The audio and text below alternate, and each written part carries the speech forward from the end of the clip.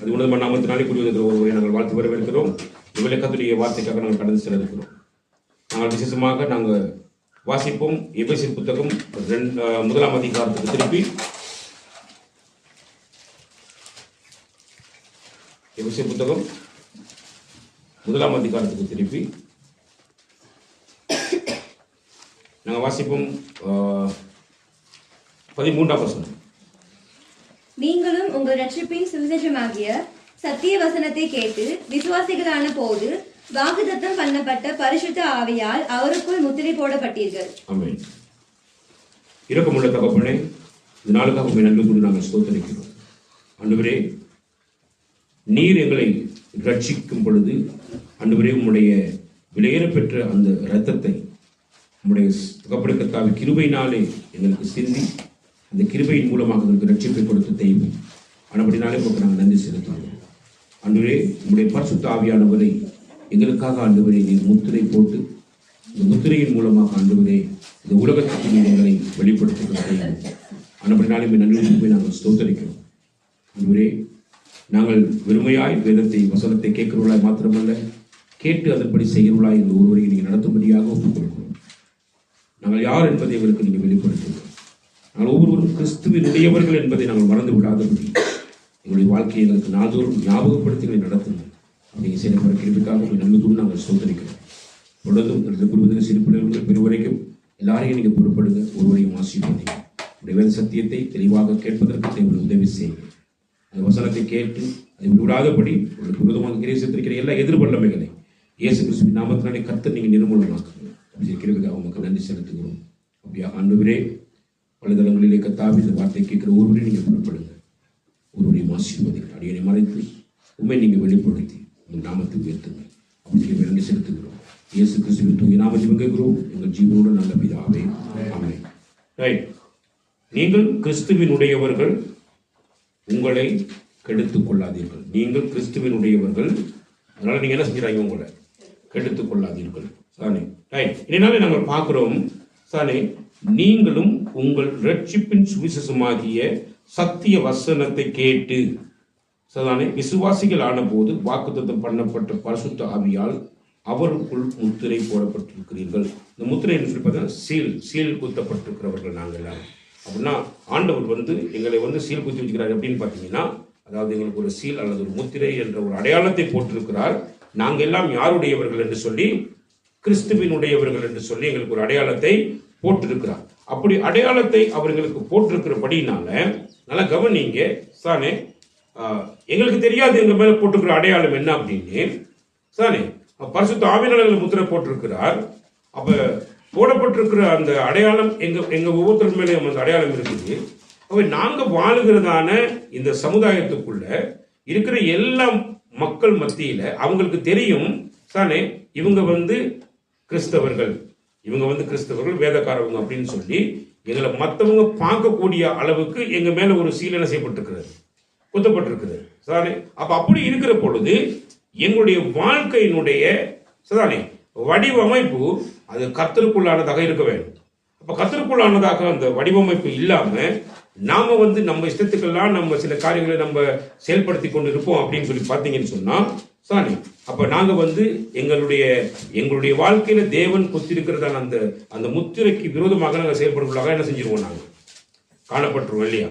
இன்னைக்கு பார்த்தீங்கன்னா நிறைய இடங்கள்ல இருக்கிற நிறைய ஊழியக்காரர்களாக இருக்கட்டும், நிறைய பெரிய விசுவாசிகள் இருக்கட்டும், நிறைய பேர் பார்த்தீங்கன்னா ஆண்டவருக்கு விரோதமான காரியங்களை அவங்களுடைய வாழ்க்கையில துணிகரமாக செய்கிறது நிமித்தமாக, பாவங்கள் செய்கிறது நிமித்தமாக வலைதளங்கள் எல்லாம் போட்டு கிளிகளில் இணைஞ்சிட்டு இருக்கிறாங்க. ஒருத்தரை வச்சு அழிச்சு கொண்டு இருக்கிறாங்க. அது பெரிய வேதனைக்குரிய விஷயம். சாரி, யாருன்னு பார்த்தா வேதக்காரன் அல்லது ஒரு ஊழியக்காரன் அல்லது ஒரு விசுவாசி அப்படின்னு சொல்லி உலகம் என்ன பண்ணுது அப்படின்னு பார்த்தீங்கன்னா, அவங்களை அப்படியே தனிப்பட்ட ரீதியில வேறு பிரிச்சு இந்த உலகத்துக்கு என்ன செய்தது அது காண்பிச்சு கொண்டிருக்கிறது. அதுக்கு காரணம் சீல் எங்க மேல இருக்கிறது. என்ன சீல்? பரிசுத்த ஆவியானவரால முத்திரை போடப்பட்டிருக்கிற நாங்க கிறிஸ்தவர்கள் என்றதான ஒரு மிகப்பெரிய முத்திரை. அதனால நாங்க அந்த முத்திரைக்கு விரோதமாக நாங்க என்ன செஞ்சிடக்கூடாது, செயல்பட்டு விடக்கூடாது. சின்ன பிள்ளைகள் இருந்து பெரிய வரைக்கும் நீங்க எல்லாரும் பாத்தீங்கன்னா ஒரு கிறிஸ்தவ குடும்பம் அப்படின்னா குடும்பத்துல இருக்கிற ஒவ்வொரு நபர்களையுமே இந்த உலகத்துல உள்ளவங்க பார்ப்பாங்க. இவங்க வேதக்காரவங்க சார், இவங்க சேர்ச்சுக்கு போற ஆட்கள் சார், இவங்க பைபிள் படிக்கிறாங்க பைபிள் இருக்கிற நிறைய விஷயங்கள் உங்களுக்கு போதிக்கப்படுகிறது.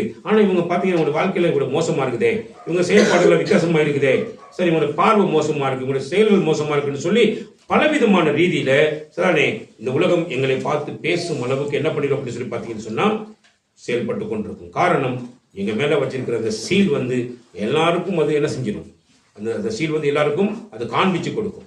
சானே அதனால நம்ம ரொம்ப கவனமாக என்ன செய்ய வேணும், இருக்க வேண்டும். 1 கொரிந்தியர் புத்தகம் 3ஆம் அதிகாரத்துக்கு நாங்கள் திருப்பிக் கொள்வோம். 1 கொரிந்தியர் புத்தகம் 3ஆம் அதிகாரத்துக்கு நாங்கள் திருப்பிக் கொள்வோம். சானே திருப்பிக் கொண்டு வாசிப்போம். 16வது வசனத்தை வாசிப்போம். நீங்கள் தேவனுடைய ஆலயமாய் இருக்கிறீர்கள் என்றும் தேவனுடைய ஆவி உங்களில் வாசமாய் இருக்கிறார் என்றும் அறியாதிருக்கிறீர்களா? அப்ப நாங்க ஒரு விஷயத்தை நாங்க தெரிஞ்சு கொள்ள வேண்டும். என்ன அப்படின்னு பாத்தீங்கன்னா, சானே இப்ப கிறிஸ்துவின் உடையவர்கள் அப்படின்னு சொல்லுகிற பொழுது அந்த கிறிஸ்துவின் உடையவர்களுடைய தன்மை, அவருடைய தன்மை அல்லது அவருடைய தோற்றம் சானே அல்லது அவர்களுடைய அலங்கரிப்பு எப்படி இருக்க வேண்டும் அப்படின்ற ஒரு காரியத்தை நாங்க வேதத்துல கவனிக்கிற பொழுது ஆண்டோட வார்த்தை சொல்லுகிறது சானே, நீங்கள் அப்படின்னா உயிரோட்டமாக இருக்கக்கூடிய உயிருள்ள ஜீவனுள்ள ஒவ்வொரு மனிதர்களையும் ஆண்டவர் நோக்கி பார்த்து சொல்லுகிறார் சார், அதாவது என்ன சொல்றார் நீங்கள் தேவனுடைய யார் அந்த தேவன்? இயேசு அல்லது இயேசு கிறிஸ்துவினுடைய யாரா இருக்கிறீங்க? ஆலயமாக இருக்கிறீங்க அப்படின்னு சொல்றாங்க. ஆலயம். அப்ப நீங்க யாரா இருக்கிறீங்க? ஒரு ஆலயம். ஆலயம் என்றால் அது என்ன என்றதை நாங்க பார்த்தோம்னு சொல்லி பாத்தீங்கன்னா அது ஒரு வாசஸ்தலமாக மாறுகிறது. ஆலயம் என்றால் என்ன? ஒரு வாசஸ்தலம், ஒரு ஸ்தலம். ஒரு ஸ்தலம் என்பது என்னவா இருக்கும் அப்படின்னு பாத்தீங்கன்னா அந்த ஸ்தலம் அது கட்டப்பட்டிருக்கும். அந்த ஸ்தலம் என்ன செய்யப்பட்டிருக்கும்? கட்டப்பட்டிருக்கும். கட்டப்பட்டிருக்கக்கூடிய ஒரு ஸ்தலம், கட்டப்பட்டிருக்கக்கூடிய ஒரு வாசஸ்தலம், கட்டப்பட்டிருக்கக்கூடிய ஒரு ஆலயம். நல்லா புரிஞ்சுக்கொள்ளுங்க. சரி, எப்படி கட்டப்படும்? ஒரு ஆலயம் அல்லது ஒரு வீடு கட்டப்படுகிற பொழுது முதலாவது அந்த கட்டிடத்துக்கு நாங்க செய்யற ஒரு காரியம் என்னன்னு பாத்தீங்கன்னா சொன்னா அதுக்கு என்ன பண்ணுவோம் அப்படின்னா அஸ்திபாரம் விடுவோம். என்ன செய்வோம்? அஸ்திபாரம் விடுவோம் இல்லையா? பவுண்டேஷன். அப்ப இந்த அஸ்திபாரம் என்பதை நாங்க என்ன சொல்றோம் அப்படின்னு பாத்தீங்கன்னா சொன்னா சானே, அதாவது யார் அந்த அஸ்திபாரம் அப்படின்னா இயேசு கிறிஸ்து தான் அதுக்கு அஸ்திபாரமாக இருக்கிறார். எதற்கு அஸ்திபாரமாக இருக்கிறார்? அந்த வாசஸ்தலம் அல்லது ஒரு ஸ்தலம் அல்லது ஒரு ஆலயம் அப்படின்னா அல்லது ஒரு ஜெப வீடு அது கட்டப்படுவதற்கு போடப்படுகிற அஸ்திபாரம் யாருடைய அஸ்திபாரம் சொல்லி பார்த்தீங்கன்னு சொன்னா யாருடைய அஸ்திபாரம்? அந்த அஸ்திபாரத்துக்கு யார் மூளைகள்? ஆண்டவராகிய இயேசு கிறிஸ்து. நீங்க அப்போஸ்தலர் புத்தகம் 4ஆம் அதிகாரத்துக்கு நீங்க திருப்புகிற பொழுது அந்த அப்போஸ்தலர் புத்தகம் 4ஆம் அதிகாரத்துல சதானே மிக தெளிவாக அங்க அப்போஸ்தலனாகிய பேதுரு என்ன செய்யறாரு பத்தி சொன்னா சத்தப்பட்டு சொல்லுகிறார். 11ஆம் வசனத்தை வாசிங்க. வீடு கட்டுகிறவர்களாகிய உங்களால் அற்பமாய் எண்ணப்பட்ட அவரே மூளைக்கு தலைக்கல்லானவர். அவராலே அன்றி வேறொருவராலும் ரட்சிப்பு இல்லை. அப்ப நல்லா கவனிங்க. வீடு கட்டுறோம் அப்படின்னா, ஒரு ஸ்தலம் கட்டுறோம் அப்படின்னா, ஒரு ஆலயம் கட்டுறோம் அப்படின்னா அந்த ஆலயத்துக்கான பவுண்டேஷன், அந்த அஸ்திபாரத்துக்கு மூளைக்கல்லாக அங்க கட்டப்பட்டிருக்கிறது யார் அப்படின்னு சொல்லி பாத்தீங்கன்னு சொன்னா யார் கட்டப்பட்டிருக்கிறது?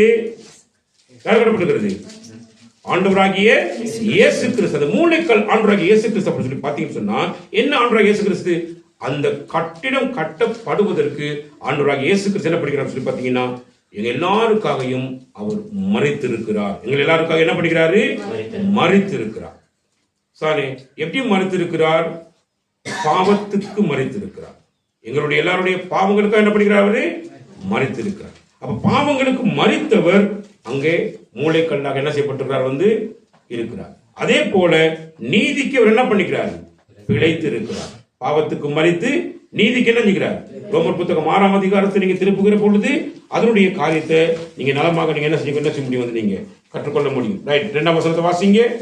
பாவத்துக்கு மரித்த நாம் இனி அதிலே எப்படி பிழைப்போம்? பாவத்துக்கு மரித்தோம் என்றால் இனி நாம் அதில் எப்படி நாங்க பிழைப்போம். அப்ப பாவத்துக்கு மறைச்சிருக்கிறோம், நாங்க நீதிக்கு பிழைச்சிருக்கிறோம் சதானே அப்படின்னு சொன்னா நல்லா கவனிங்க சதானே. ஆண்டவராகிய இயேசு கிறிஸ்து தான் எங்களுக்கு மூளைக்கல்லாக இருக்கிறார். அப்ப நாங்க பாவத்துக்கு மறைச்சிருக்கிறோம், நீதிக்கு நாங்க என்ன செய்யப்பட்டிருக்கிறோம், பிழைச்சிருக்கிறோம். அப்ப நீதி வெளிப்பட வேண்டும். எங்கள் ஒவ்வொருடைய வாழ்க்கையிலும் நீதி என்ன செய்யப்பட வேண்டும், வெளிப்பட வேண்டும். அப்ப என்ன நீதி, என்ன நீதி? நல்ல கவனிங்க.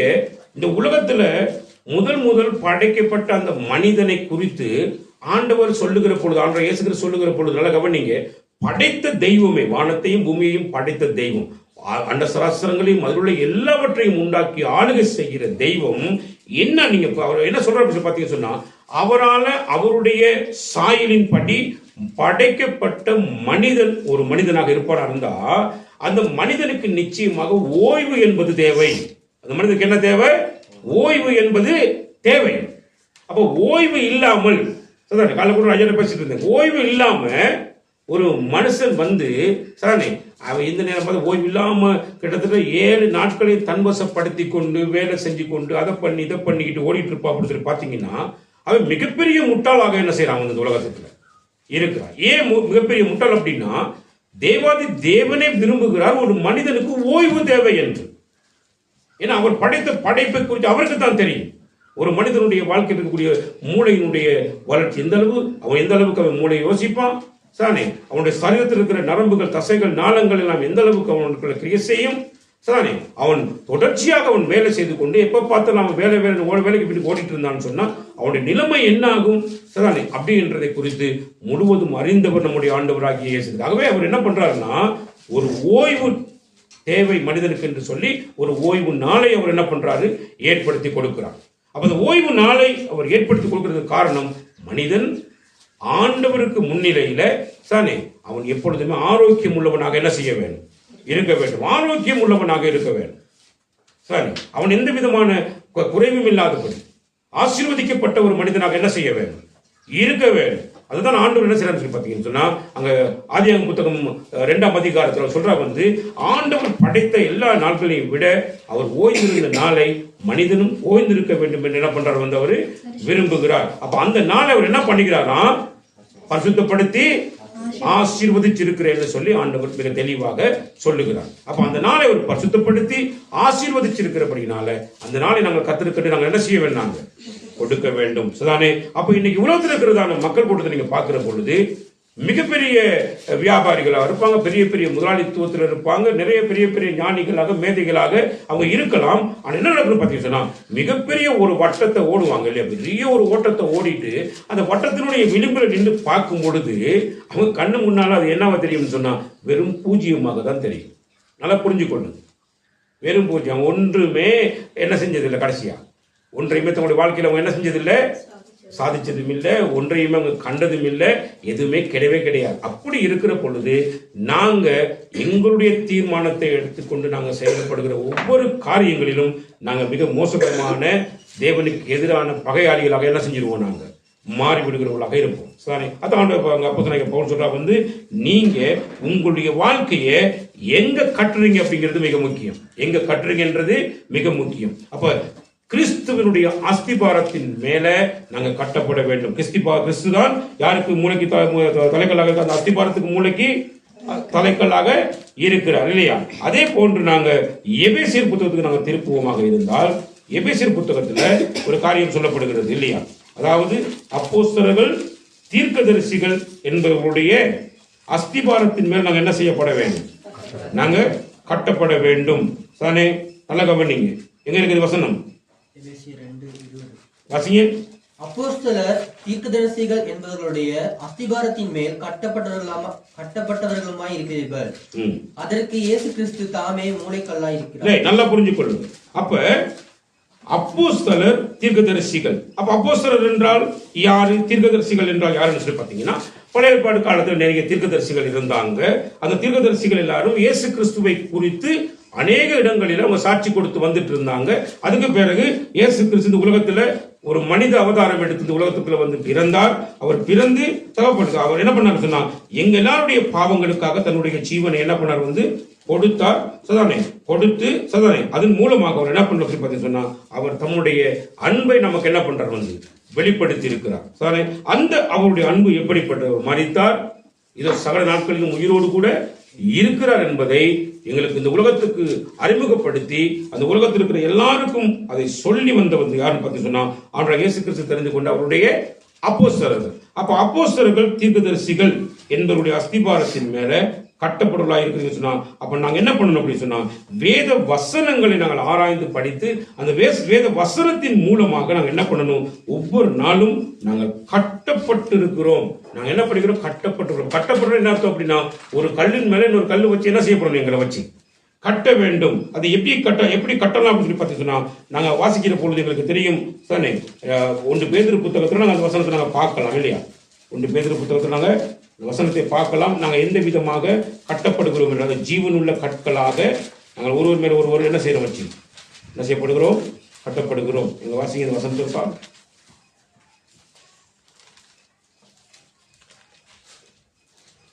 வாசிங்க 5ஆம் வசனத்தை 2ஆம் அதிகாரம் 5ஆம் வசனத்தை வாசிங்க.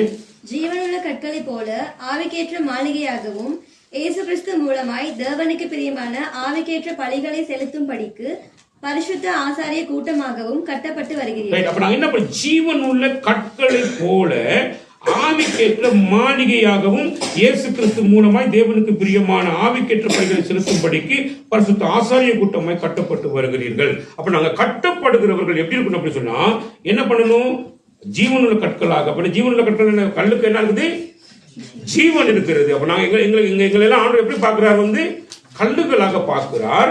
நாங்க எல்லாரும் ஜீவனுள்ளவர்களாக இருக்கிறோம். அப்ப ஜீவனுள்ள கல்லுகள் ஒரு கல் மேல ஒரு கல் மேல ஒரு கல் வச்சு கட்டப்படுவதற்கு நாங்க எல்லாரும் ஒவ்வொருவரும் கிறிஸ்துவுக்குள்ளாக இசைந்து கொடுக்க வேண்டும்.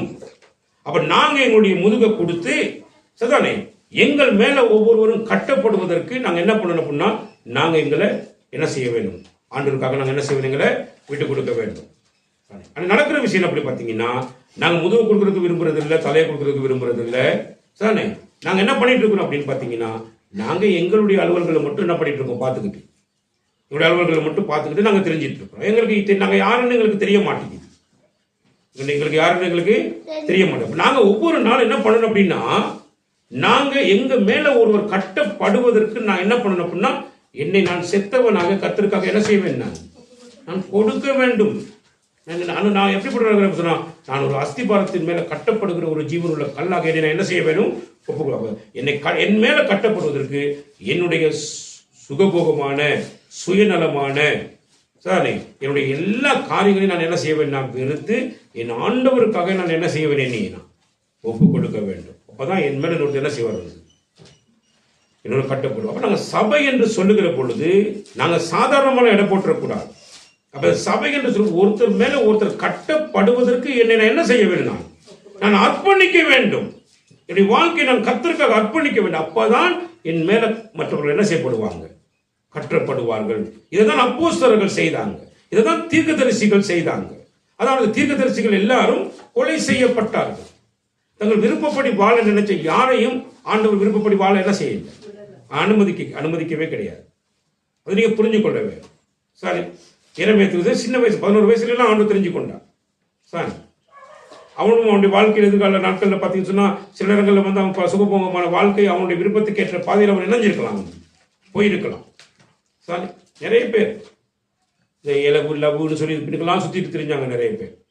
ஆனா அவளை பத்தி கர்த்தர் தெரிஞ்சு கொண்ட பொழுது அவங்க எல்லாத்தையும் விட்டுட்டு தான் என்ன செஞ்சாங்க, அங்க வந்தாங்க. எல்லாத்தையும் விட்டுட்டு வந்துட்டாங்க. இந்த வீட்டு அதனுடைய மனைவி பிள்ளைகள் எல்லாரும் அப்படி வீடு துறவு எல்லாத்தையுமே விட்டுட்டு தேவனுக்கு பின்னால வந்தது நிறைய பேர் இருக்கிறாங்க.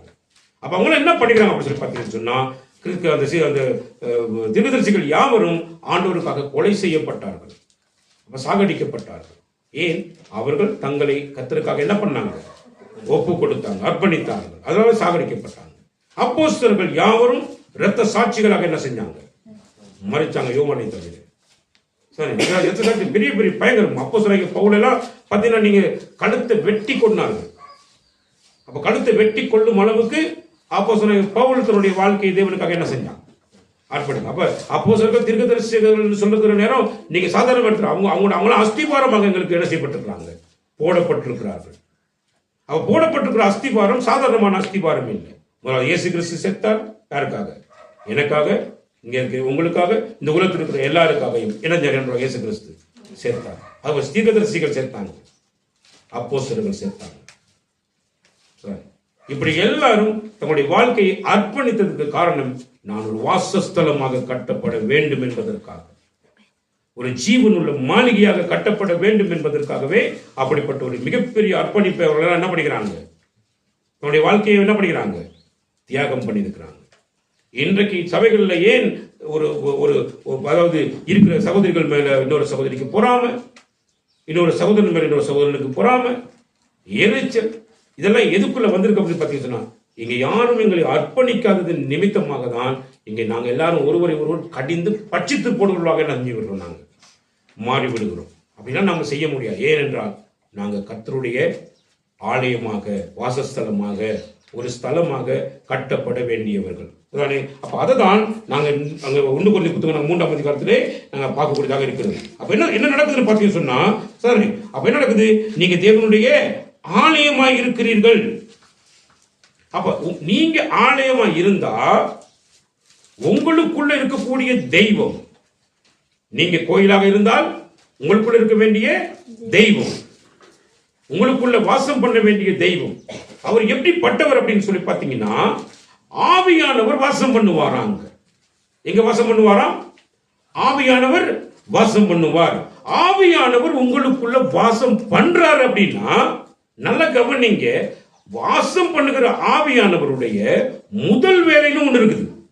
அவர் ஒரு ஆலயத்துக்குள்ள அவர் வாசம் பண்றாருன்னா, அவர் செய்யற முதல் வேலை, யோவான் புத்தகம் 16ஆம் அதிகாரத்தில் நீங்க பார்க்கிற பொழுது அவருடைய முதல் வேலை என்ன அப்படின்றத நீங்க பார்க்கலாம். எப்படி அவர் முதலாவது என்ன பண்ணுவார் அப்படின்னு பார்த்தீங்கன்னா, அவர் வந்து என்ன பண்ணுவார்? 8ஆம் வசனத்தை வாசிங்க, 16:8. அவர் வந்து முதலாவது செய்யற காரியம் பாவத்தை குறித்து. அப்படின்னா அவருக்கு அந்த ஆவியானவருக்கு பிடிக்காத ஒரு மிகப்பெரிய விஷயம் என்ன அப்படின்னா, பாவம் அவருக்கு என்ன செய்யாது, பிடிக்காது. இப்ப நாங்க தேவனுடைய ஆலயம் அப்படின்னா, அவர் எனக்குள்ள வாசம் பண்றாரு அப்படின்னா அவருக்கு என்ன பிடிக்காது? பாவம் பிடிக்காது. என்ன பாவம் பிடிக்காது அப்படின்னு பாத்தீங்கன்னா, நல்லா கவனிங்க, நீதியை நிறைவேற்றாதவன் பாவத்தை செஞ்சு கொண்டிருக்கிறான். ஓய்வு தேவை ஒரு மனுஷனுக்கு. அப்ப முதலாவது அவன் என்ன செய்யணும்? தேவனுடைய ராஜ்யத்தை தேட வேண்டும், அவருடைய நீதியை என்ன செய்ய வேண்டும், அவன் தேட வேண்டும். தேவனுடைய ராஜ்யத்தையும் தேடுறான்ல, அவருடைய நீதியையும் தேடுறான். ஆனா எதிர்பார்க்கறது என்னன்னு பாத்தீங்கன்னா, உலகத்துல பெரிய பெரிய லெவல்ல எதிர்பார்க்கிறோம். எல்லாத்தையும் ஒருவேளை இந்த உலகத்துல சம்பாதிச்சிடலாம். அது நீ உலகத்தையும் உனக்காக நீ என்ன செஞ்சிடலாம், ஆதாயப்படுத்தி கொள்ளலாம். உன் ஜீவனை நீ நஷ்டப்படுத்தி கொண்ட உனக்கு வாழ்க்கையில் எந்த ஒரு பிரயோஜனமும் இல்லைன்ற. சரி, இன்னைக்கு என்ன செஞ்சிட்டு இருக்கான் உலகம்? இன்னைக்கு பலவிதமான ரீதியில செயல்பட்டு கொண்டிருக்கான். அநேக காரியத்தை பின்னுக்கு ஓடி திரியிறான். கடைசியில போய் பார்த்தா பூஜ்ஜியம், ஒன்றுமே இல்லை, ஒண்ணுமே இல்லை. இவ்வளெல்லாம் பண்ணிட்டு கடைசியா போகும்போது என்ன நடக்குது? ஒண்ணுமில்லாம தான் என்ன செஞ்சாகணும், அவர் போயாகணும். சரி, நிலமும் படு மோசமா இருக்கும் இல்லையா? ஒன்றையுமே சம்பாதிச்ச சரித்திரத்துல எல்லாரும் போய் சேர்ந்தோம். இதான் இன்னைக்கு ஒவ்வொரு மனிதனுடைய வாழ்க்கை. சரி, என்ன செய்யறாரு வந்து, நீ நீதியை தேடி. என்ன நீதி? அவருடைய நீதி என்ன? என்ன நீதி அவர் சொல்லிக்கிறார்? அவருடைய ராஜ்யத்தை குறித்து, அவருடைய நீதியை குறித்து என்ன சொல்லிக்கிறார் வந்து, ஓய்வு நாளை பரிசுத்தமாக நீ என்ன செய்ய வேணும், நீ ஆசரிக்க கடவா. எங்க இருக்கு வசனம்? யாத்திராகமம் 20ஆம் அதிகாரத்தை வசனத்தை வாசிங்க. நீ எத்தனை நாள் வேலை செய்யலாம்? நீ 6 நாள் வேலை செய். எந்த பிரச்சனை? நீ 6 நாள் தாராளமா வேலை செய். 6 நாளும் நீ வேலை செய்து உன் கிரியைகளை எல்லாத்தையும் நடப்பிச்சு கொண்டு பிரச்சனை கிடையாது. ஆனா நீ என்ன செய்யணும்? 7வது நாள் வாசிங்க. 7வது நாள், 7ஆம் நாளோ உன் தேவனாகிய கர்த்தருடைய ஓய்வு நாள். உன் தேவனாகிய கர்த்தருடைய ஓய்வு நாள் அப்படின்னா, ஆண்டவர் ஓய்ந்திருக்கக்கூடிய நாளில நாங்கள் எல்லாரும் மனிதர்களாகி நாங்கள் எல்லாரும் ஓய்ந்திருக்க வேண்டிய. மனுஷனுக்கு ஓய்வு தேவை என்பதை என் தேவனாகிய கர்த்தர் நன்கு அறிவார். அன்றைக்கு நீ ஓய்ந்திருக்க வேணும். அதிலே நீயானாலும் உன் குமாரனானாலும் உன் குமாரத்தி ஆனாலும் உன் வேலைக்காரன் ஆனாலும் உன் வேலைக்காரி ஆனாலும் உன் மிருக ஜீவன் ஆனாலும் உன் வாசல்களில் இருக்கிற அந்நியன் ஆனாலும் யாதொரு வேலையும் செய்ய வேண்டாம். அப்ப நாங்க நிறைய பேர் என்ன பண்றோம்னா, கிறிஸ்துவினுடைய நாள் இன்னைக்கு நான் சர்ச்சுக்கு போகணும்னு சொல்லி நான் முடிவெடுக்கிறேன். ஆனா என் வீட்டுல இருக்கிற நிறைய பேருக்கு என்ன செய்யறேன்? வேலையை கொடுத்துட்டு வந்துடுறேன். நீ இதை வேலை செய்ய, அந்த வேலை செய்ய, இந்த வேலை செய்ய, நான் சர்ச்சுக்கு போயிட்டு வந்துடுறேன் அப்படிங்கிறது. ஒரு கிறிஸ்தவன் என்றால் பரிசுத்த ஆவியானவராலே முத்திரை போடப்பட்டு சீல் குத்தப்பட்டிருக்கிறவருடைய வாழ்க்கை எப்படி இருக்கணும் அப்படின்னா, அவன் தானும் ஓய்ந்திருக்க வேணும், மற்றவர்கள் யாரையும் அந்த நாளில் வேலை செய்ய விடாதபடி அவங்களையும் அந்த நாளிலே அவன் எங்க கொண்டு போய் சேர்க்க வேணும்? தேவனுடைய ராஜ்யத்தினுடைய அந்த தேவ சபைக்கு அவன் கொண்டு போய் சேர்க்க வேணும், கொண்டு போய் சேர்த்துடணும் அவன். ஏன் அப்படின்னு கேட்டீங்கன்னா, ஆண்டவருடைய பார்வையில இந்த உலகத்தில் இருக்கிற எல்லாரும் எங்களை பார்க்கும் பொழுது இவன் கிறிஸ்தவே வேதக்காரன் அப்படின்னு சொல்றத நீங்க பார்த்து எல்லாரும் நம்மளை நோக்கி பார்த்துட்டு இருப்பான். இவன் வேதக்காரன், இவன் கிறிஸ்தவன், இவ்வளவு கேவலமா பேசுறானே, இவ்வளவு காலத்தை பண்ணிட்டு இருக்கிறானே, இன்னைக்கு போய் இதெல்லாம் பண்ணிட்டு இருக்கிறானே அப்படின்னு சொல்லி நம்மளை பார்த்து குற்றம் சாட்டக்கூடிய அளவுக்கு நம்ம மேல ஒரு மிகப்பெரிய முத்திரையை கர்த்தர் போட்டு வச்சிருக்கிறார். நம்மளை யாராலையும் நம்மளை மறைச்சு கொள்றதுக்கு முடியவே முடியும். நம்மளை யாரும் மறைச்சிக்க முடியாது. சரி, அது சின்ன ஆளா இருந்தாலும் சரி, பெரிய ஆளா இருந்தாலும் சரி, சின்ன ஆளா இருந்தாலும் பெரிய ஆளா இருந்தாலும் கர்த்தருடைய நாளை அவருடைய நீதியை நாங்கள் செய்தே ஆக வேண்டும். அந்த நீதியை நாங்கள் தேடியே ஆக வேண்டும். நாங்கள் ஒன்றும் செய்யல. ஏன் அப்படின்னு பார்த்தீங்கன்னா, நீ நீதியை தவறுகிற பொழுது உனக்குள்ள இருக்கிற பரிசுத்த ஆவியானவர் பயங்கரமாக கோபப்படுகிற தெய்வமாக இருப்பார். ஆனா அவருக்கு என்ன பிடிக்காது அப்படின்னா, பாவம் பிடிக்காது. பாவம் பிடிக்காததுனால பாவத்தை அவர் என்ன பண்ணுவார்? உனக்குள்ள பாவம் இருக்கிறத கண்டுட்டா அவர் உன்னை கண்டிக்க ஆரம்பிப்பார். அதான் இங்க பைபிள் சொல்லுகிறது. அவர் என்ன பண்ணுவார்? கண்டிப்பார். அப்ப கண்டிக்கிற பொழுது சானே வேதம் என்ன சொல்றது அப்படின்னா, நீதிமொழி வாசி பார்க்கும் பொழுது அடிக்கடி கடிந்து கொள்ளப்பட்டும்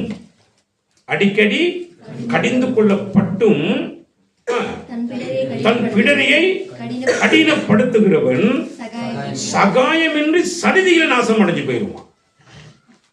சகாயம் என்ன அர்த்தம்? எந்த உதவி ஒத்தாசை யாரிடத்திலிருந்து என்ன செய்யாதவனுக்கு வராது. அப்ப அடிக்கடி கடிந்து கொள்ளுவார்.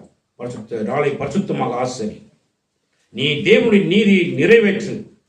தேவனுடைய நீதி நீ அன்னைக்கு நாள் கர்த்தருடைய சமூகத்துக்கு நீ என்ன செய்ய வேண்டும்? நீ வர வேண்டும். கர்த்தருடைய நாளை நீ என்ன செய்யக்கூடாது? அற்பமாக இணைஞ்சிடக்கூடாது, எண்ணி விடக்கூடாது. சானே அப்ப அன்னைனால நீ என்ன செய்ய? கர்த்தருக்கு இணைஞ்சிடணும், நீ கொடுத்து விட வேண்டும். எதற்கு அதை செய்கிறார்? ஏனால் ஒவ்வொரு மனிதனுக்கும் இந்த உலகத்துல தேவனுடைய ஆசீர்வாதம் மிக முக்கியம். அதுதான் ஆண்டவர் என்ன பண்றாருன்னா, ஆசீர்வதிப்பதற்கு முன்பதாக ஒரு காரியத்தை பண்றாரு. அந்த மனுஷனை ஆசீர்வாதத்தை பெற்றுக் கொள்வதற்கு அந்த மனிதனுக்குள்ள இருக்கிற மிகப்பெரிய தடை என்ன அப்படின்னா, ஆசீர்வாதத்தை பெற்றுக் கொள்வதற்கு என்ன தடை? அவனுக்குள்ள இருக்கிறதானே பாவம். உங்களுக்கு புரியுதா? இப்ப பேசுறது விளங்குதா? உங்களுக்கு எல்லாத்துக்கும் விளங்குதா? ஏன் என்னால் ஆசீர்வாதத்தை பெற்றுக்கொள்ள முடியல? ஏன் என்னால் சுகத்தை பெற்றுக்கொள்ள முடியல? ஏன் என்னால் ஆசீர்வாதத்துக்கு நேராக வழிநடத்த நான் என்னால் போக முடியல அப்படின்றதுக்கான ஒரு கேள்வி உங்களுக்குள்ள இருக்கும். சர்ச்சுக்கு போறேன், பைபிள் வாசிக்கிறேன், காணிக்கை செலுத்துகிறேன், தசம்பாங்க கொடுக்குறேன், எல்லாம் பண்ணிட்டு இருக்கிறேன், என்னென்னமோ பண்ணிட்டு இருக்கிறேன், நோ ப்ராப்ளம். ஆனா எனக்குள்ள ஆசீர்வாதம் என்ன? ஆசீர்வாதம் எனக்குள்ள இல்லையே. அப்படின்னா என்ன அர்த்தம்? அப்படின்னா நீ எல்லாம் கொடுத்துட்டு இருக்க, எல்லாம் செஞ்சுட்டு இருக்கிற, ரைட், ஓகே. உனக்குள்ள பாவம் இருந்தால் தேவ ஆசீர்வாதம் உனக்குள்ள என்ன செய்யாது? வராது. அப்ப உனக்குள்ள பாவம் இல்லாம போகணுமா இருந்தா, அது 2ஆம் அதிகாரத்துல அவர் சொன்ன வசனம் என்ன சொல்றாரு? அன்னைக்கு நாள் என்ன செய்வாராம்? அவரு என்ன செய்வாராம்? தேவன் தாம் சிருஷ்டித்து உண்டு பண்ணின தம்முடைய கிரியைகளை எல்லாம் முடித்த பின்பு அதிலே ஓய்ந்திருந்தபடியால் தேவன் 7ஆம் நாளை ஆசீர்வதித்து அதை பரிசுத்தமாக்கினார். நல்லா கவனிங்க. அப்ப ஆண்டவர் என்ன பண்ணணும் அப்படின்னு சொல்லி பாத்தீங்கன்னு சொன்னா, இப்ப பரிசுத்தப்படுத்த வேண்டும். ஒரு பாவம் இல்லாத ஒரு ஜீவியத்துக்குள்ள ஒரு மனுஷன் என்ன செய்ய வேண்டும்? வர வேண்டும். அப்ப பாவம் பரிசுத்தப்படுத்தினால் தேவனுடைய ஆசீர்வாதம் அவனுக்குள்ள என்ன செஞ்சிடும்? வந்து தங்கிடும். சானே அப்ப தேவனுடைய ஆசீர்வாதம் அப்படின்னு சொன்னா என்ன? நல்லா கவனிங்க. சானே என்னை ஆலயமாக நான் ஒப்புவிக்கிற போது எனக்குள்ள வந்திருக்கிறவர் யாரு? விலையேற பெற்றதான யார்? அவர் பரிசுத்த ஆவியானவர் எனக்குள்ள பண்ணுகிறார். என்ன வாசம் சானே ஆவியானவர் எனக்குள்ள வந்து வாசம் பண்ணிட்டாருன்னா நல்லா கவனிச்சு பாருங்க. சானே அவர் எப்ப பார்த்தாலும் என்னுடைய பாவத்தை நினைச்சிட்டு இருப்பாரு, கண்டித்து உணர்த்தி கொண்டே இருப்பார். பாவத்தை கண்டிச்சுட்டே இருப்பார். பாவம் பாவம் பாவம் பாவம் என்று கண்டிச்சு கொண்டே இருப்பார். அப்ப எனக்குள்ள அவர் இருக்கிறார். சானே எனக்குள்ள இருக்கிறாரு. ஆனா என்ன செய்ய முடியல? நான் என்ன பண்ணிட்டு இருக்கிறேன்? சானே நான் என்னை மிகப்பெரிய லெவல்ல சிந்திச்சு கொண்டிருக்கிறேன். எப்படி செஞ்சு கொண்டிருக்கிறேன்? சானே நான் வந்து சாதாரணமான ஆள் இல்லை, அப்படி இல்லை இப்படின்னு சொல்லி பெரிய லெவலில் எங்ககிட்ட பலவிதமான எண்ணங்கள் இருக்கிறபடினால நான் வேத வார்த்தையினால என்னை நான் கட்டாமல் சாரி பல்லிங்கு கற்கள் சாரி ரத்தின கற்கள் இல்லாட்டி தங்கம் வைரம் இப்படியான பலவிதமான கற்களினாலே நான் ஏதோ பெரிய கட்டப்பட்ட கோவிலை போல ஆலயத்தை போல வெளிவேசத்துக்கு மனுஷர் உலகத்துக்கு என்ன செஞ்சுட்டு இருக்கேன், நான் காண்பிச்சிட்டு இருக்கிறேன். எப்படின்னு கேட்டால் நான் வந்து பளிங்குல கட்டப்பட்டிருக்கிறேன், நான் என்ன செஞ்சிருக்கிறேன், தங்கத்தால் அலங்கரிக்கப்பட்டிருக்கிறேன், நான் அப்படி இருக்கிறேன் எப்படி இருக்கிறேன்னு சொல்லி என்னை குறித்து தான ஒரு பெருமையும் என்னை குறித்து தான ஒரு மிகப்பெரிய ஆணவமும் உள்ள ஒரு வாழ்க்கை. இந்த வாழ்க்கை என்ன செஞ்சுட்டு இருக்கேன், நான் வாழ்ந்து கொண்டிருக்கிறேன். ஒன்றை நான் கவனிக்கிறேன் என்னன்னு பார்த்தீங்கன்னா, சாரி நான் கட்டப்பட வேண்டியது கல்லினாலேயோ அல்லது மிகப்பெரிய தங்கத்தினாலேயோ வைர கற்களினாலேயோ ரத்தின கற்களினாலே அல்லவே கிடையாது. நான் என்னத்தில் கட்டப்பட வேண்டும் சொல்லி பார்த்தீங்கன்னு சொன்னா, தேவனுடைய வார்த்தையினால் நான் கட்டப்பட வேண்டும். தேவனுடைய வார்த்தையினால் நான் கட்டப்படுவேனாக இருந்தால் சாரி நான் முதலாவது என்னுடைய வாழ்க்கை நான் பாவத்துக்கு நான் என்ன செய்வேன், நான் மனம் திரும்புவேன். பாவத்துக்கு நான் மனம் திரும்பி கத்தெடுப்பேன், நான் என்ன செய்வேன், நான் ஒப்பு கொடுப்பேன். ரைட் சரிதானே? இப்போ நல்லா கவனிங்க. அப்ப ஒருவன் தேவனுடைய ஆவியானவர் உங்களில் வாசமாக இருக்கிறார் என்று அறியாதிருக்கிறீர்களா? அறிவு மிக முக்கியம். எனக்குள் ஆவியானவர் வாசம் பண்ணுகிறார். நான் சாதாரணமான வாசஸ்தலமாக கட்டப்பட்டிருக்கிறவர், ஜீவனுள்ள மாளிகையாக என்ன செய்யப்பட்டிருக்கிறவன், நான் கட்டப்பட்டிருக்கிறவன். எனக்குள்ள ஜீவன் உள்ள தேவன் இருக்கிறார். சாரி ஜீவனுள்ள தேவன் எனக்குள்ள இருக்கிறபடினால நான் என்ன செஞ்சிடக்கூடாது. சாரி யோவான் எபேசியர் புத்தகம் 4ஆம் அதிகாரத்துக்கு நான் திருப்பி சாரி நாங்கள் பார்க்க வேணும். ஜீவனுள்ள அந்த பரிசுத்த ஆவியானவர் எனக்குள்ள வாசம் பண்ணுகிறபடினால நான் மிகவும் கவனமாக என்னுடைய வாழ்க்கையில் என்ன செய்ய வேண்டும், நான் செயல்படுத்த வேண்டும். 4ஆம் அதிகாரம் எபேசியர் புத்தகம் 4ஆம் அதிகாரம் 30வது வசனம். அன்றியும் நீங்கள் மீட்கப்படும் நாளுக்கென்று முத்திரையாக பெற்ற தேவனுடைய பரிசுத்த ஆவியை துக்கப்படுத்தாதிருங்கள். நாங்கள் எல்லாரும் மீட்கப்பட வேண்டும். ஒரு நாள் நாங்கள் மறிப்போம், இந்த உலகத்துக்கு செத்து போவோம், எங்களை அடக்கம் பண்ணுவாங்க, நாங்கள் அடக்கம் பண்ணப்படுவோம். ஆனால் ஆண்டவராக இயேசு கிறிஸ்து மறுபடியும் மத்திய பானத்தில் என்ன செய்ய போறார், வந்து தோன்ற போகிறார். சொல்லிக்கிறார், நான் மீண்டும் வரப்போகிறேன் அப்படிங்கிறார். நீதி உள்ள நியாயாதிபதியாக வெள்ளை சிங்காசனத்திலே வாசம் பண்ணுகிறவராக சர்வ வல்லமுள்ள தெய்வமாக மறுபடியும் வரப்போகிறார். அவர் வரும்பொழுது எல்லா மனிதர்களும் என்ன செய்வாங்க, எல்லாரும் என்ன செய்வாங்க, எழுந்திருப்பார்கள். அப்படி எல்லாரும் எழுந்திருப்பார்கள் சொல்லி நீங்க பார்க்கலாம் வேதத்தில் இல்லையா? நீங்க 1 கொரிந்தியர் புத்தகம் 15ஆம் அதிகாரத்துக்கு திருப்பினீங்கன்னு சொன்னா உங்களுக்கு அதை கண்டுபிடிக்க முடியும். 1 கொரிந்தியர் புத்தகம் 15ஆம் அதிகாரத்தில் என்ன செய்யலாம்,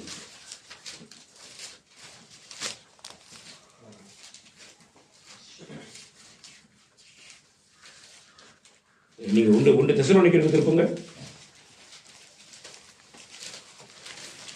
1 தெசலோனிக்கருக்கு திருப்புங்க.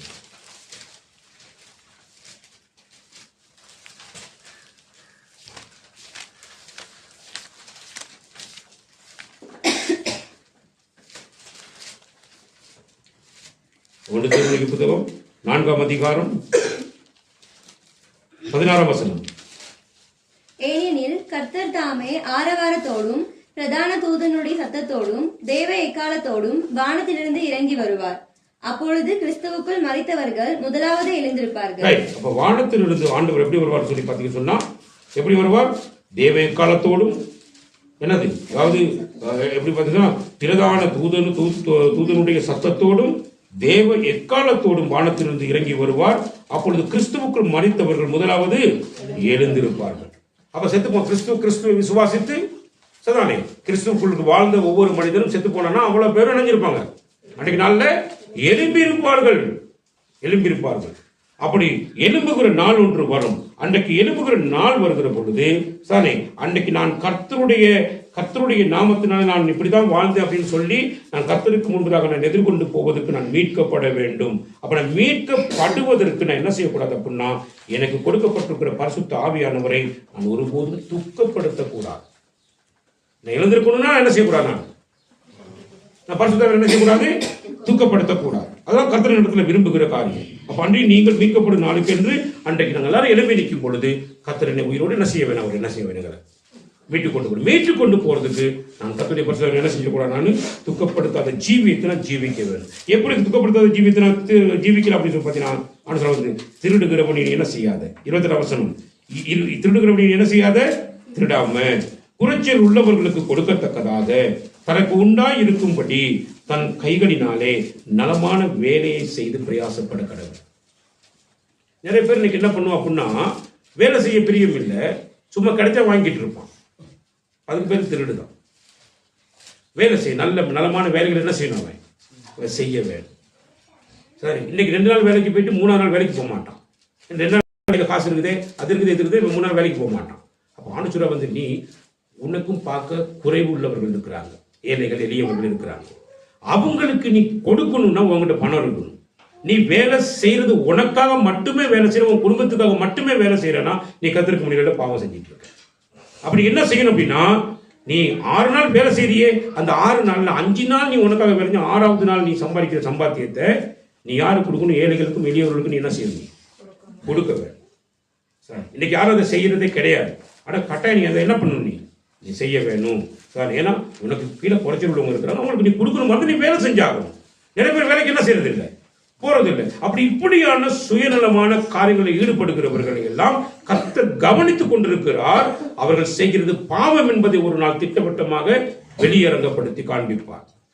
அடுத்து பார்த்தீங்கன்னா, கெட்ட வார்த்தை ஒன்றும் உங்கள் வாயிலிருந்து என்ன செய்யக்கூடாது, புறப்பட வேண்டாம்.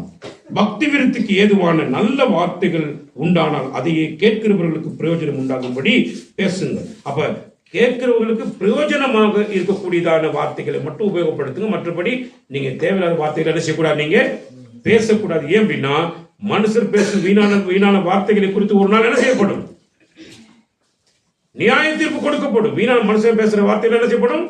மத்திய 12:30 வாசிப்பாரு, என்ன சொல்லப்படுகிறது, மனுஷர் பேசும் வீணான வார்த்தையை குறித்து ஒரு நாள் என்ன செய்யப்படும்.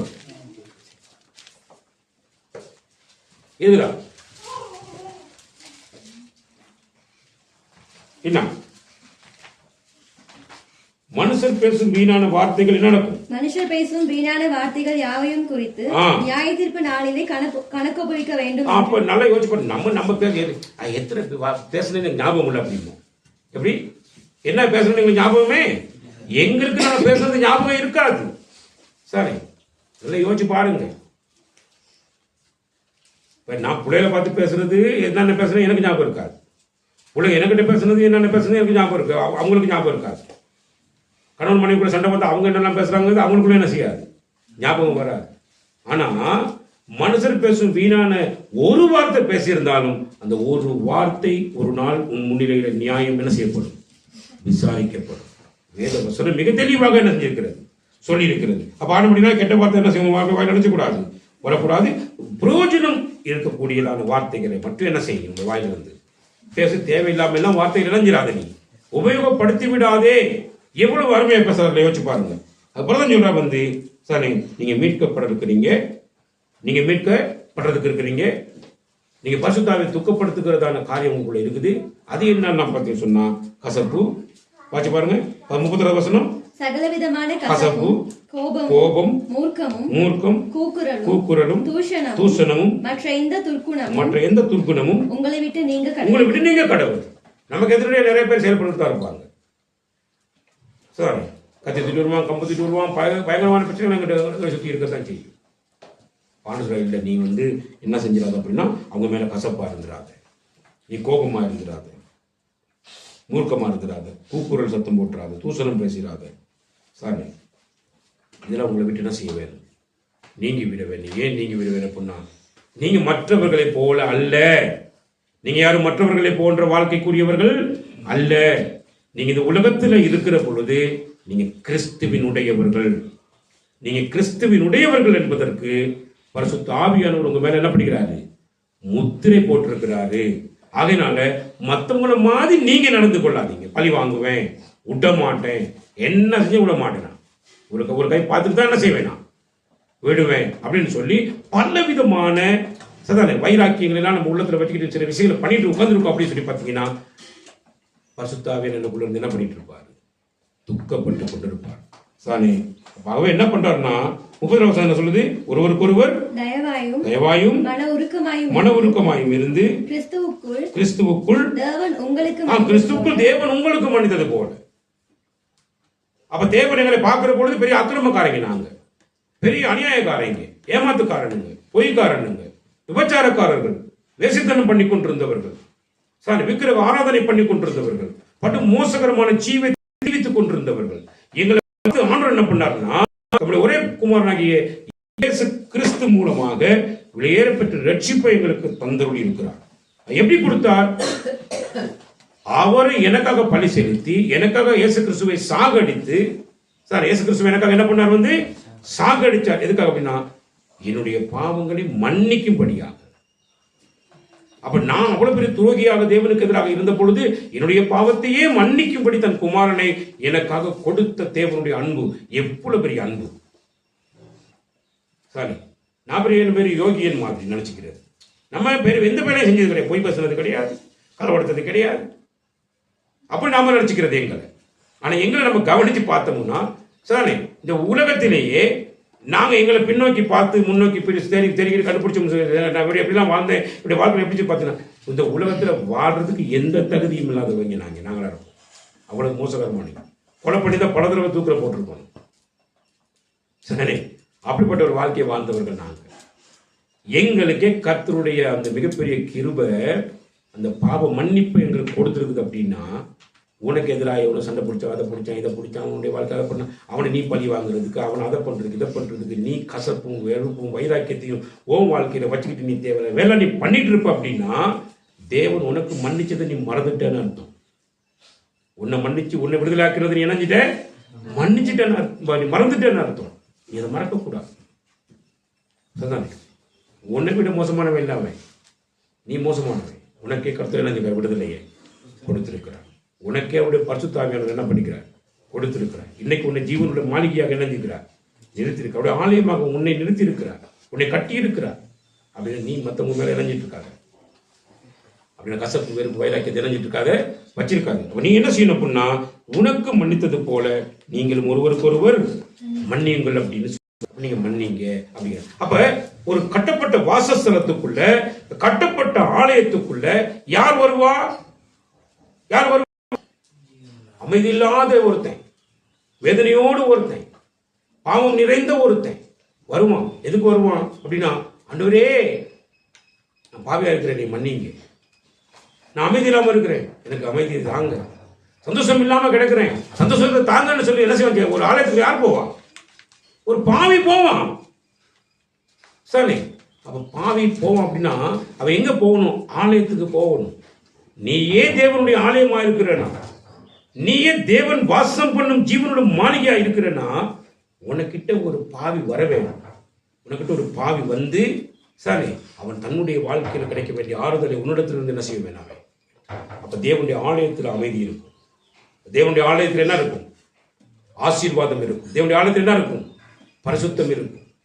சரி, தேவனை பரிசுத்தப்படுத்துறாங்க, ஆசீர்வதிக்கிற எல்லாம் பண்ணிட்டு இருக்கிறாங்க எங்கள் வாழ்க்கையில். அப்ப எனக்கிட்ட வரும் பொழுது என்னிடத்துல எந்த நல்ல காரியமும் இல்லைன்னா, சரி நான் என்னுடைய ஆலயத்தை குப்பை கூலமாக ஆக்கி வச்சிருக்கேன் அப்படின்னா என்கிட்ட வந்து யாரு அமைதியை பெற்றுக்கொள்ள முடியும்? என்கிட்ட வந்து யார் ஆசீர்வாதத்தை பெற்றுக்கொள்ள முடியும்? இடத்துல யார் வந்து பரிசுத்தத்தை பெற்றுக்கொள்ள முடியும்? ஒருவரால் என்கிட்ட என்ன செய்ய முடியும்? எந்த ஒரு காரியத்தையுமே பெற்றுக்கொள்ள முடியாது. அப்ப ஆனபடினால அது எதுவுமே என்கிட்ட இல்லைன்னா என்ன பண்ணிட்டு இருக்க அப்படின்னா, நான் தேவனுடைய வார்த்தையில் என்னுடைய வாழ்க்கையை வளர்க்காம நான் தவறான உபதேசங்களுக்கு என்னுடைய வாழ்க்கை என்ன பண்ணிட்டு இருக்கேன். அப்படின்னா தவறான உபதேசம் என்னது? துன்மார்க்கனுடைய ஆலோசனையில, பாவிகளுடைய வழியில, பரியாசக்கார உட்கார்ற இடத்துல இருக்கிறோம். ஆனபடினால என்ன பண்றோம் அப்படின்னா, எங்களுக்குள்ள தேவ அன்பு இல்லை, தேவனை குறித்த பயம் இல்லை, மற்றவர்களுக்கு அமைதியை கொடுக்கக்கூடிய அமைதி என்னுடைய வாழ்க்கையில் இல்லை, மற்றொரு சந்தோஷத்தை காண்பிக்கக்கூடிய சந்தோஷம் என்னுடைய வாழ்க்கையில் என்ன செய்யல இல்லை. நான் எல்லாத்திலையும் ஒட்டுமொத்தம் என்ன பண்ணிட்டு இருக்கேன்? என்னுடைய வாழ்க்கை கெடுத்து சின்ன பின்னமாக்கி இருக்கேன். தேவனுடைய ஆலயத்தை ஒருத்தர் என்ன செய்யக்கூடாது? என்ன சொல்லுது வசனம் வாசிங்க. ஒருவன் தேவனுடைய ஆலயத்தை கெடுத்தால் அவனை தேவன் கெடுப்பார். ஒருவன் தேவனுடைய ஆலயத்தை என்ன செய்யக்கூடாது? கெடுக்க கூடாது. ஒருவன் தேவனுடைய ஆலயத்தை கெடுக்கணும் என்ன அர்த்தம் அப்படின்னா, என்ன அர்த்தம்?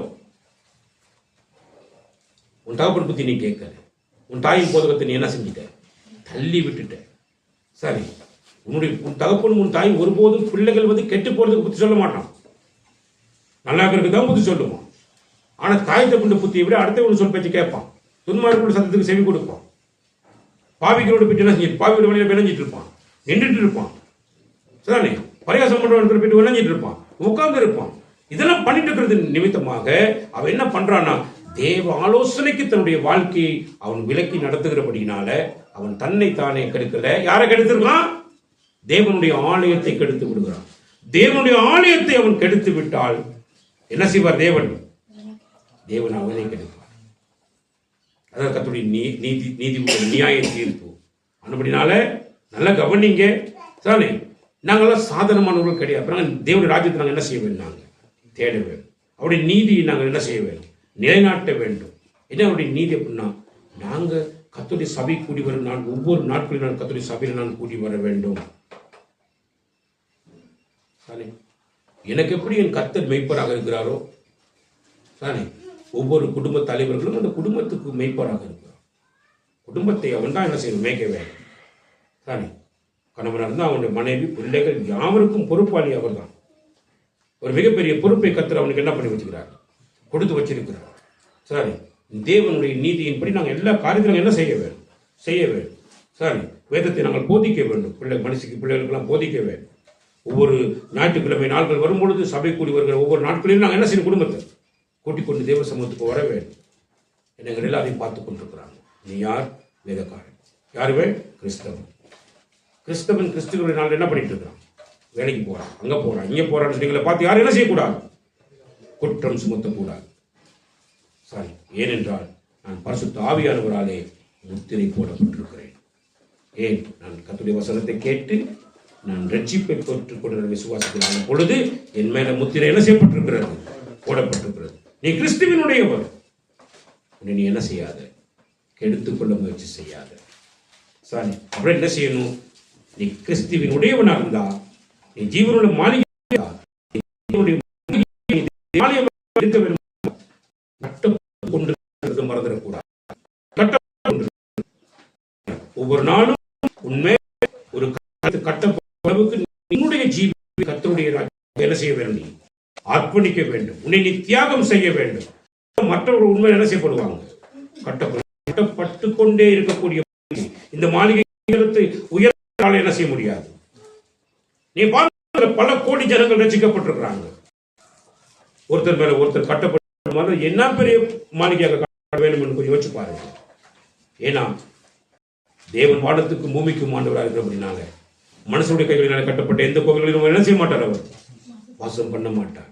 அப்ப மனுஷர் கட்டாத ஆலயம் எது? தேவாலயம். எந்த தேவாலயம்? நீனும் நானும். இன்னைக்கு கோடிக்கணக்கான மக்கள் ஒருவர் மேல ஒருவர் கட்டப்பட கட்டப்பட கட்டப்பட பூமியிலிருந்து வானத்து வரைக்கும் அது எவ்வளவு உயரமாக கட்டப்படுகிறது என்பது யாராலும் கண்டுபிடிக்க முடியாது. அது தேவனுக்கு மட்டும்தான் தெரியும் எவ்வளவு பெரிய மாளிகையாக கட்டப்பட்டு கொண்டிருக்கிறோம் அப்படின்னு சொல்லி. ஆகவே நம்ம தியாகம் பண்ண வேண்டும், நம்ம அர்ப்பணிக்க வேண்டும். சுத்தி இருக்கிற என்பதை நான் வாழ்க்கையில் என்ன செய்ய வேண்டும்? நான் கிறிஸ்தியார் உன்னுடைய பாவத்தை மன்னிக்கும்படியாக அந்த உலகத்துக்கு வந்து உனக்குள்ள நீ கோவப்பட்டு நீ வைராக்கியப்பட்டுக்கிட்டு அப்படி இப்படி ஒருத்தரை பாவத்தை மன்னிக்காம வாழ்க்கையை செயல்பட்டு கொண்டு இருப்பேன்னு சொன்னான். நீ கிறிஸ்துவை உன்னால் என்ன செய்ய முடியாது? பிரதிபலிக்க முடியாது. ஆகவே நீ உன்னுடைய வாழ்க்கையில கர்த்தர் உனக்கு கொடுத்திருக்கிற பரிசுத்த ஆவியானவரை துக்கப்படுத்துறதுக்கு என்ன செஞ்சிடாத? முயற்சி செஞ்சிடாத. சரி, அப்ப இந்த இடத்துல புரிவதற்கு நம்மளாம் சாதாரணமான மக்கள்லாம் கிடையாது. நீ சின்னாலோ பெரியாலோ அதெல்லாம் இல்லை. நீ தேவன் வாசம் பண்ணும் ஆலயம். நீ தேவனால் கட்டப்பட வேண்டும். அப்படின்னா உன்னை நீ கத்திற்காக ஒப்புவிப்பியாங்களா? சாரி, கர்த்தர் தாமே உங்கள் ஒவ்வொருவரையும் சிறுவர் முதல் பெரியவர் வரைக்கும் கத்திற்கு பயப்படுகிற யாவரையும் கர்த்தர் தாமே ஆசீர்வதிப்பாராக.